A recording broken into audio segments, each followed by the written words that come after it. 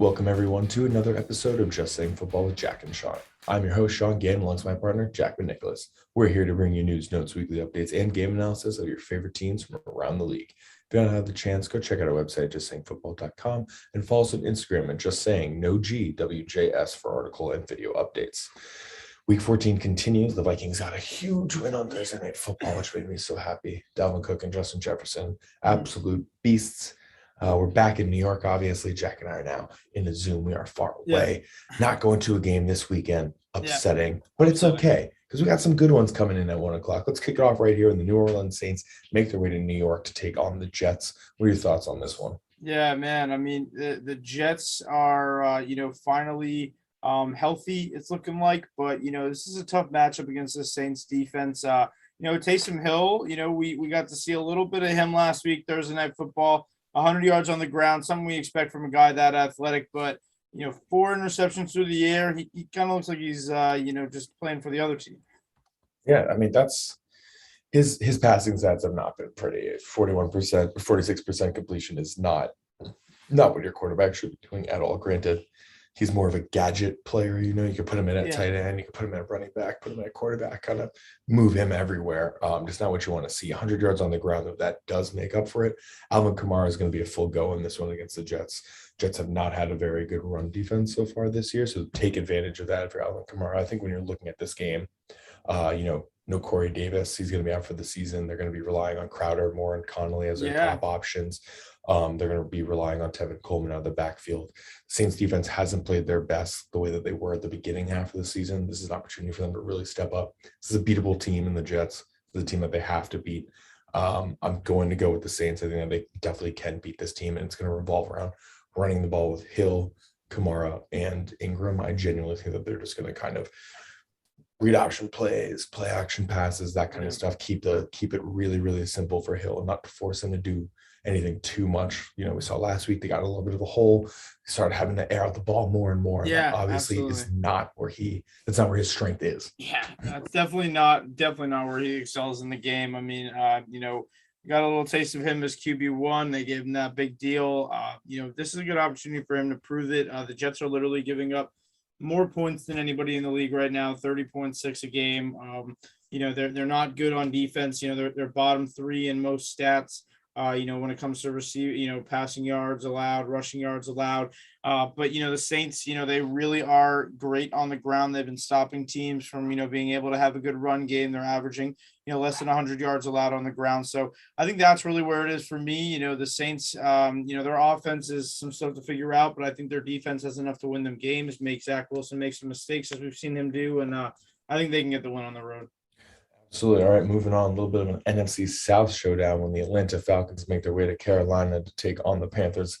Panthers are coming off a bye, but we saw 2 weeks ago, pretty ugly-looking game by Cam Newton. Cam Newton is going to be the starter in this one, but up against the Dolphins, they just did not look good. They did fire their offensive coordinator, Joe Brady, so expect them to run the ball a lot more with Cam and play to his strengths. Yeah. What are your thoughts going into this one? Yeah, definitely looking at, an opportunity for this Falcons team that's 5-7, and, they have not looked really good, but, they have been able to close out a lot of close games. And, what I'm looking for here is really just for them to have an opportunity to face a division opponent, kind of make Cam uncomfortable. We've seen Cam get a little rattled this year at times. And, I think that it's going to be good for them. The Falcons this week, they got to get Russell Gage more involved, with Calvin Ridley not probably coming back for the rest of this season. It's looking like they're going to have to get, Russell Gage more involved, Kyle Pitts more involved, and, definitely Cordero Patterson. But, on the other side with the Panthers, I'm definitely looking at Chuba Hubbard this week. He's got to be able to support Cam and this run game. Yeah, no CMC. He is done for the rest of the year. Another season cut short for Christian McCaffrey. It's going to be interesting to see what they do going forward with him. Is it new training staff? Is it new medical staff? Is it do you try to restructure the contract? All these things now begin to come up now that he's entering the second or third year of his contract, and it's his second year that he's going to be injured again and not being able to play a full 17 in this case, 16 last year.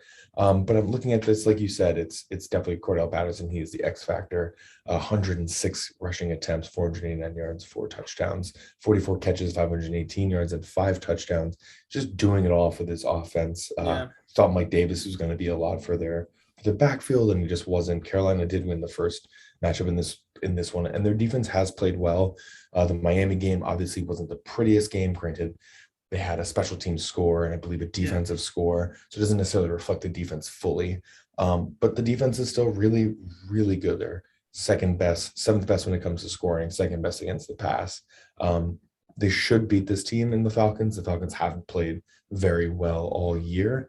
There have been moments where they look kind of flashy, but for the most part, when you look at the team as a whole, it's the Panthers defense to me against the Falcons offense, and I trust the Panthers defense to make a handful of plays here and there, and it's going to make Matt Ryan uncomfortable, Russell Gage uncomfortable, and even Cordell Patterson uncomfortable. Yeah, I mean, for me, it's weird because Atlanta, they are, just at home at this time. I'm sorry, they're away, and they've honestly played better away this year, but they're 1-5 at home, so definitely an upgrade. But like I said, this is going to be one of those opportunities where it has to be on the Atlanta offense, as you mentioned. Cordell Patterson, he's the X factor. This Atlanta defense is giving up the second most amount of points in the league right now, and it's just become kind of an issue for them the last couple of weeks. So I do trust Carolina in this matchup. I'm just hoping Atlanta plays well because we've seen some good flashes from this year, but I'm going with Carolina. Absolutely. I love it. I agree with you. Moving on, Seattle Seahawks heading to Houston, taking on the Texans. Seahawks just snapped their 3-game losing streak last week when they beat the 49ers, which surprised everyone, I think, quite honestly, given the way their offense has been playing. And then on the other side of the ball, looking at the Texans, Davis Mills will be the starter for the remainder of the season. They are opting to bench Tyrod Taylor and move him into the quarterback 2. So a little bit of quarterback change as we're heading into the last 5 weeks of the season. That has just flown by. I know. It really has. And I mean, what team has gone through more of a transformation in this season than the Seahawks, and the amount of questions now, Russell coming back from his injury. We saw a little bit last week, he got finally over, enough 30 completions. He had 37 attempts. That is not something you do when you have a broken hand. So very good for him. I mean, 231 yards on the ground. I think that, he could clean it up with the interception, but he got 2 touchdowns. He's looking kind of like himself again. He did miss a good amount of games this year. He played a couple that he was hurt. Alex Collins, they need this run game to work out, and the Texans are a very favorable matchup. I think this is going to be a great opportunity for Seattle to really get it right. They had 8 losses. They're a little far gone in this division, but I think this is a great opportunity for everybody. Russ, DK, Tyler Lockett, I think Davis Mills, good for him, man. Knowing he's the starter, this is a good game at home against a veteran quarterback. Yeah, I wrote an article about why he could be the starter come at some point during the season. Didn't think it was going to happen in this manner. Tyrod Taylor getting injured for so long and then coming back and then not playing great. I'll go with the Seahawks on this one, although I don't think it's going to be a very pretty game for either team. I still haven't fully bought in to Russell Wilson yet, and being back as fully healthy. Makes sense. Last week was a much better game. I think that really came down to, hey, I'm playing the San Francisco 49ers. I'm playing a huge divisional match. There's so much history, like we mentioned in last week's video.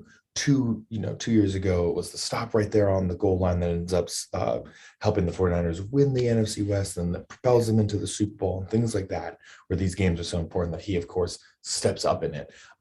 The Texans are a super beatable team. Alex Collins should be able to get going with no Adrian Peterson. We saw Travis Homer in the special teams last week going off. That's exactly what you want to see. I think you got to go with the Seahawks, but I don't expect it to be the pretty game that we've seen from Russell Wilson for so long, where he's going to throw 4 touchdowns in the first half because it's such an easy team. This is going to be, I think, you're going to be going into the half. It's going to be like 17-10, 17-7 in favor of the Seahawks. But then I don't think it's going to be like this breakaway score where it's 41-10 or anything like that. I think it's just going to be a normal, slightly ugly ugly matchup. Yeah, and we've been talking about Seattle. Before we move on to the next game, we've been bringing it up just how they're sixth best in allowing scores, and they are the worst passing game, passing defense in the league. So there's going to be a good opportunity for Davis Mills, but like you said, it's not going to be pretty. Could be a closer game than people are expecting. It's got a 7.5-point spread. I'm expecting it to be way lower scoring and closer than that. Yeah, absolutely. I couldn't agree with you more. But moving on, we have a really exciting matchup in It's a this big one, one. in this AFC West showdown, when the Las Vegas Raiders make their way to Kansas City to face the Chiefs. No Darren Waller in this one, going to be missing a second consecutive game with a knee injury. What are your thoughts on this one? Yeah, I mean, definitely a big loss to the Raiders offense. That is their top target. But they'll have to lean on a new guy with Hunter Renfrow. I mean, this is the Las Vegas Raiders offense. That is the second highest passing offense in the league. Pat Mahomes in Kansas City, they have the top 5 passing offense as well. So I'm expecting some fireworks this weekend, big 300 passing yard games from both of them. A lot to talk about with these teams. The Raiders right now, 6-6, they had a hot start. They're looking to kind of get things right. And Kansas City, I mean, 5 in a row. It has been, incredible. And, they have played the Raiders already this season, and it did not go well. No, it did not. They lost 41-14 when the Chiefs came into town in Vegas. This has been a difficult year for the Raiders for the most part, given everything that's been going on with their coaching staff and off the field. So it's been difficult for them. They got a big win on Thanksgiving Day in overtime. But they've been losing games left and right. They've lost 4 of their last 5. They're kind of again on the outside looking in once again in the AFC West playoff picture.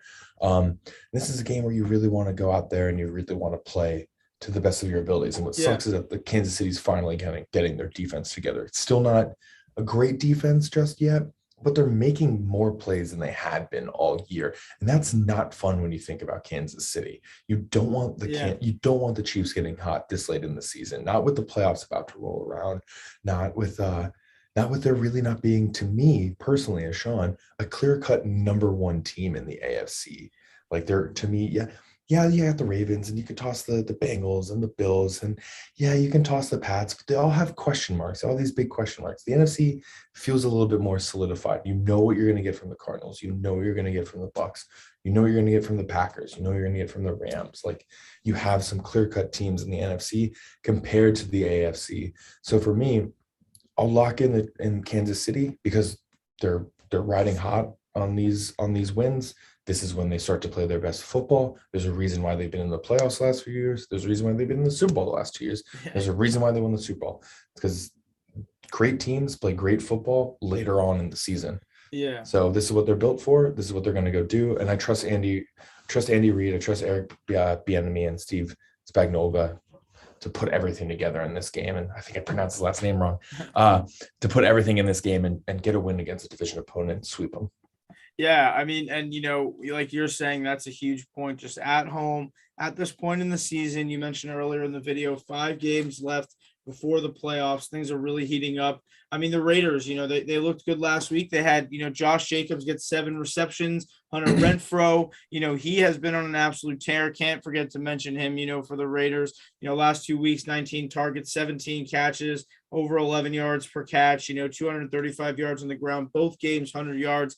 He is an absolute weapon for this Raiders offense. But the thing is, it's going to be tough for the Raiders offense this week. In Kansas City's last 5 games, which they've all won, they have not allowed more than 17 points. They've allowed 17 points one time, but outside of that, they have not. And they've allowed only 9 points in each of their last 2 games. So, it's the defense as well for me that Kansas City, as you mentioned, could be the favorite in the AFC just as a very non-question mark, all well-balanced team. They're able to, really dominate their opponents. We saw them dominate this team already. The Raiders' revenge is probably going to have to wait till next year. Yeah, I think you're absolutely right. Moving on, an AFC North showdown when the Baltimore Ravens make their way to Cleveland to take on the Browns. Weird scheduling for Cleveland in this one. 2 weeks ago, they played the Ravens, and then they had their bye week. Now they play the Ravens again. And 2 weeks ago, the Browns lost that game. It wasn't, they were close in that one, but they did Yeah. lose 16-10. So what are your thoughts going into this one as the Ravens are coming off of a really bad loss to the Steelers? Yeah, I think that coming out of the bye, the Browns are going to be a lot healthier. It's going to really be on, their receivers and their tight ends, as well as their running back, double-headed dragon in the backfield with Nick Chubb and Kareem Hunt. But the Ravens right now, after losing Marvel and Humphrey to a torn pec for the rest of the year, they are already the second worst passing offense. So this is an opportunity for Baker and their 24th ranked passing offense of Cleveland to actually roll up here and get it, and get kind of a revenge win. As you mentioned, they didn't win the other game, but they did get Lamar, picked off almost, four times, and he has never really been able to, get past the fact that this is a top 10 defense almost all around in Cleveland. Yeah, they've beaten the Bengals, or they've lost to the Bengals, and they've lost to the Steelers now. And I think I'm going to lock in the Browns on this one, even though the Ravens are a solid team. The last 2 weeks, Lamar Jackson has not looked his best. You're mentioning the interceptions. It has increased up against the Browns. He threw 4, and then the following week he brought it down, and it was better, but it still wasn't amazing. He still didn't look great. He still threw another one. That's 5 interceptions in the last 2 weeks. It's not what you want to see. The Bengals got one. The Steelers got one. They still have to play the Bengals, and they still have to play the Steelers. I think the Browns split it. I feel like the Ravens are going to split all their series right now, and I'm just going to go with that. So I'll go with the Browns. They're coming off of bye week. They got a little bit more extra rest, like you said. They've gotten to really prep for this game. They Yeah. played the Ravens 2 weeks ago, then they knew they had a bye, and then it's the Ravens again. Yeah. They had tons of times for this, tons of time to get healthy, rest up, plan. I'll lock in the Browns on this one. Yeah, I think that it's a safe bet right now, definitely, with the fact that, their defense is going to be able to shut Lamar down. They've been able to contain them. Myles Garrett has been on a warpath. Every time he tries to go after Lamar, he makes him uncomfortable. Both of these teams, they're averaging 147 yards on the ground. I'm expecting this to be a low scoring game, heavy defense, heavy running game. Watch out for, Lamar, Devonta Freeman with the run game. I think that, Mark Andrews, who was targeted on all 4 of the interceptions last game, they're going to continue to try to shut him down. I like Cleveland's defense too much. The Denzel Ward against, Hollywood Brown, I feel like that's going to be a shutdown. And, I think that, Cleveland, they could have Donovan Peoples-Jones get one of his big, touchdowns here that make the difference. It's only a 2.5-point spread. I think Vegas agrees that it's going to be a close one. I love it. All right, moving on. NFC East showdown when the Dallas Cowboys make their way to Washington to take on the football team. Now, just gotta point a few things out right now about some head coaches making the headlines in this, both in Ron Rivera and Mike McCarthy. Mike McCarthy came out and said, "I guarantee a win this weekend." And now Ron Rivera then came out and was like, "That's a big mistake," and then said, and I quote, "He's trying to convince his team." Seeing some butting of the heads from the coaches early on this week, which is a little bit more fun than the players going at each other on Twitter. Yeah. I personally think it's not often you see coaches attacking one another. Yeah, and they're going to be attacking this weekend. I think that both of these, defenses, when it comes to their defensive lines, are going to be going after the QBs this week. But Dallas, I mean, we talk about it every week. They really do have an opportunity to win every week because of their offense, second highest scoring offense. 4th in the pass game, 6th in the run game. Tony Pollard, he has, backed Zeke up better than a lot of people could this year. And, it's going to be a lot of great, run game in general and these defensive lines. This is going to be a really gritty divisional game in general. Yeah, I'm just going to go with Washington right now, even though they're not, their offense isn't as amazing. Their defense has been playing really well, though. But for me, and this is just who I am never a fan. I'm all about confidence, but I don't like cockiness. And for Mike McCarthy to come out and say, "I guarantee a win," that to me leaves that realm of confidence against into cockiness that I don't like. I don't like me as like, I'm more of like, let's take it week by week. You know what I mean? Anything can happen any given Sunday. Don't worry about that. Internally I can beat anyone, but I'm never going to come out and say, "I'm going to destroy you, guarantee a win." That's not who I am as an athlete when I played rugby and football. That's not how I am now when it comes to certain things, even if it's fantasy football and I know I should beat a team, things like that. I like to just put it on my chest, let what I do on the field be the example, not what I say off the field. So for me, I don't like Mike McCarthy's what he came out and said that. So I'm just gonna go with Washington. I feel like they gave Washington a little bit of extra juice that they didn't need. Yeah, and you never want to do that, especially this time in the season. I mean, if Washington does win this game, they will be 7-6.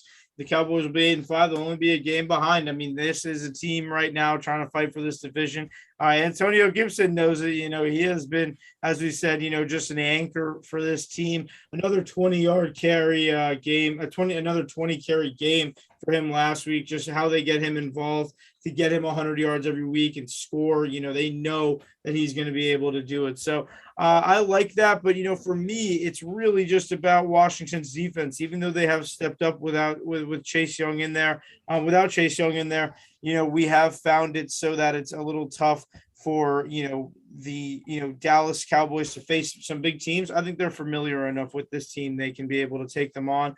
I do love what I've been seeing out of CeeDee Lamb this year. The guy's been absolutely electric last week. He had 7 for 89, and I feel like, in that New Orleans game, you barely saw him, and it's crazy because he really does make such an impact on this team. I think Zeke and Tony Pollard are going to create a very good environment for that as well. They're going to make sure that we're able to, continue on and, just watch, this Cowboys team kind of soar. I mean, they have been able to get this done. Amari Cooper should be healthy in this. I do trust Dallas, in Washington this week, despite McCarthy's cockiness. Hopefully it doesn't bite him in the butt. All right, I love it. Moving on, we have the Jacksonville Jaguars making their way to Tennessee to face the Titans. Normally, Derrick Henry is in this game, and dude runs for 150 yards, stiff arms guy after guy after guy en route for a 99-yard touchdown. Obviously, Henry in this one is out 6 to 10 weeks, potentially coming back earlier. But what are your thoughts going into this one? Yeah, no Derrick Henry, that's definitely a huge factor for the Titans in the last 2 years. Dating back to the end of 2019. Tennessee has been able to score over 31 points in every game that they've played in the 4 matchups since then. Jacksonville has yet to score over 30 points. We saw them lose 37 to 19 in week 5. It's a different game though, as you mentioned. No Derrick Henry, going to be on Devontae Foreman and Hillard. They're going to be out there just making sure that they're able to keep this offense up. They both had a 100-yard game last week, and now they've had some time to get ready. I'm ready for the offense. The healthy receivers with AJ Brown and Julio Jones. Yeah, Julio Jones is back and healthy now for them. AJ Brown should be coming off of IR either next week or the week after, depending on how they feel about his injury, which is going to be huge for them. I like the Titans in this one. I know they are coming off of a really embarrassing loss against the Patriots. They really got everything handed to them in that one for sure.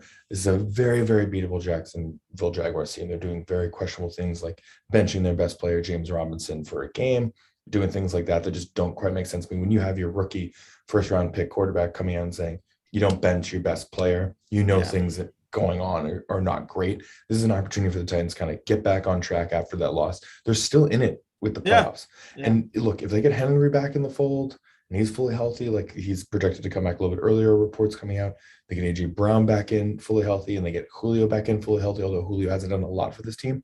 Yeah. They're right back to where they were just a few weeks ago, being considered one of the top teams in the AFC.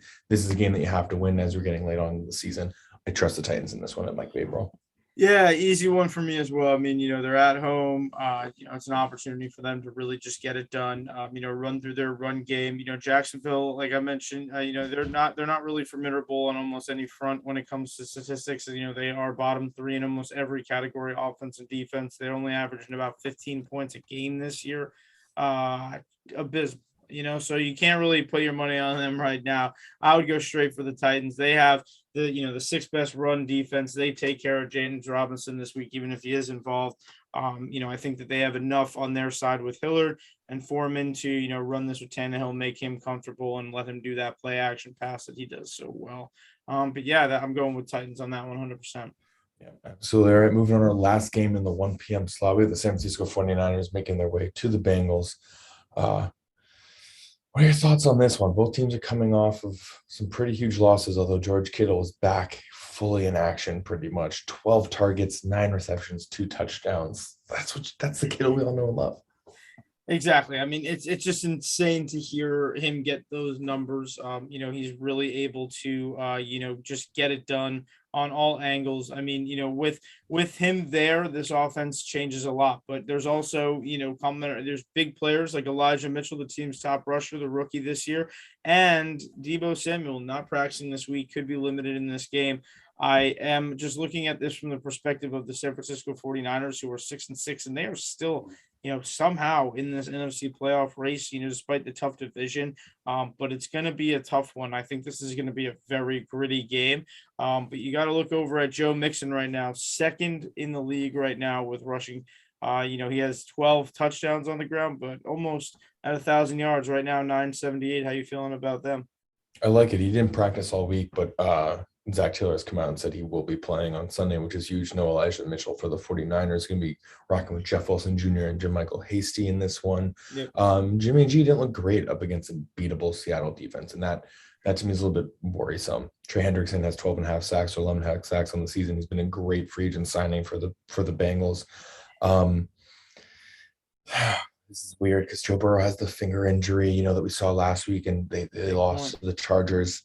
T. Higgins hasn't been playing well, even though Jamar Chase hasn't, and Tyler Boyd is still there, and Mixon hasn't playing well. They just have such a good and well-rounded team to me. I'll go with the Bengals. I'll double down on them even after last week when I said that they were going to win and they lost to the Chargers. I'll double down on the Bengals. That's it. I don't have a reason for it. It's just like gut decision, gut feeling. I think this game is like very 50-50. We've seen great things from the 49ers. We've seen terrible things from the 49ers. We've seen great things from the Bengals. We've seen terrible things from the Bengals. So we'll go with the home team. Yeah, I mean, for me, I actually like the 49ers a little like in this one. I think that they have to get it right here. They have an easy portion of their schedule coming up the next couple of weeks after this game. And, they, like you mentioned, they did just lose a 1-possession game to the Seahawks last week, putting them hurt in the division. So, definitely want to see them step up this week. I think that Jeff Wilson Jr., Jermichael Hasty, we've seen them have games in the past that they've actually been very successful in. So I'm looking at this as a perspective for the 49ers to understand that they're in big playoff percentage chances right now. The Bengals, they have as much of, that as anybody. We mentioned the Browns and the Steelers and the Ravens today about that division, how tough it is. But, I do like the Niners. I don't know why. They've been winning these weird games. They've been getting it done on defense. They have a top 10 passing defense, which is where Kansas City is great. Like you mentioned, the Burrow finger injury could cause some mistakes that just changed the game for me. So I'm going with the Niners. All right. I like it. I think we're in the same situation with both of our teams in this one. It's like, I don't know. So I'll just go with my gut. Yeah. That is all the time that we have. Thank you for listening, and thank you for tuning in. Thank you guys for checking us out. JustSayingFootball.com. Make sure you check out all these games. Always check us out on YouTube, Just Saying Football, and Just Saying No GWJS on Instagram for all your video and article updates. Remember to like and subscribe on YouTube, and enjoy your Sunday. Enjoy.